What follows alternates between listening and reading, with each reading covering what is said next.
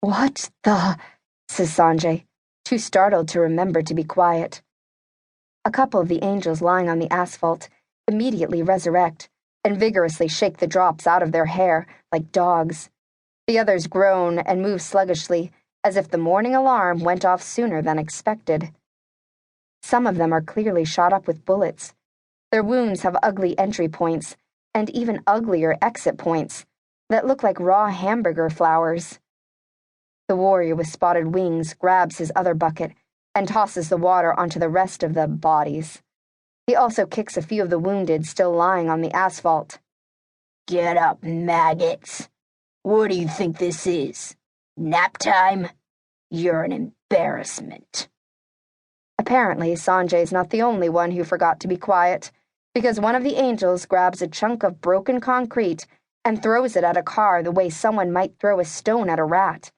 And just like rats, two of our men scamper out of the way as it smashes into the car that they were hiding behind.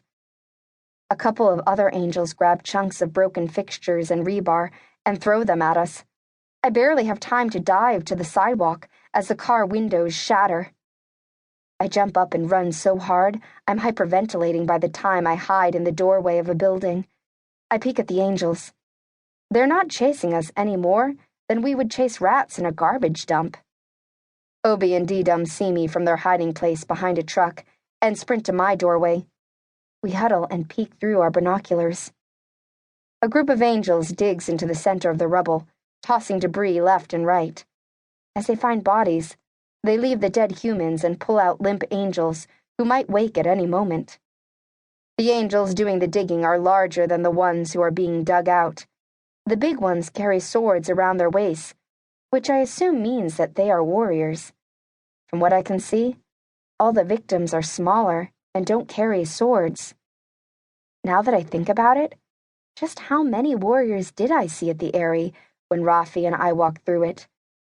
There were the guards, a few in the hallways, and that table full of warriors where that scumbag Josiah the albino stood. Aside from them, no one else carried swords. Did they bring administrators and other non-fighting types to our world? Cooks? Medics? And if so, where were the warriors when the Eyrie was attacked? I groan out loud. "What?" mouths Obi. I try to figure out how to talk to them without being overheard. Dee-Dum must have an idea of what I want because he pulls out a pad of paper and a pencil and hands it to me. I write, "How many warrior angels did you see at the Eyrie last night?" Dee-Dum shakes his head and puts his thumb and forefinger only an inch apart, telling me very few. He glances over at the angels, and I can see understanding dawning in his face. He writes, "More here now than during our strike. Maybe they were on a mission?" He nods. By sheer luck, it looks like the resistance hit the Eyrie when almost all the fighters were gone. No wonder so many of the angels went down without a proper fight. I remember the chaos in the foyer as both humans and angels ran in every direction at the beginning of the attack. There were angels who ran out into the machine gun fire to try to take flight. I thought it was sheer daredevil behavior, but maybe it was simply inexperience and panic. Still, even the civilian angels were a force to be reckoned with as they grabbed resistance trucks, tossed soldiers, and crushed the frantic crowds. Now, some of the angels lying on the asphalt look seriously injured. Some of them are so badly off that they can't fly on their own. The warriors yank them by their arms, as if annoyed, and fly them out. None of them are dead as far as I can see. Obi's expression shows that he's beginning to understand their healing powers.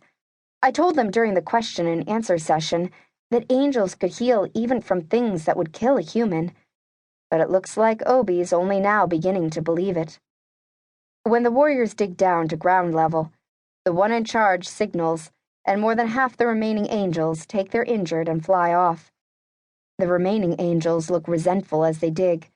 I suspect warriors don't like to do menial labor.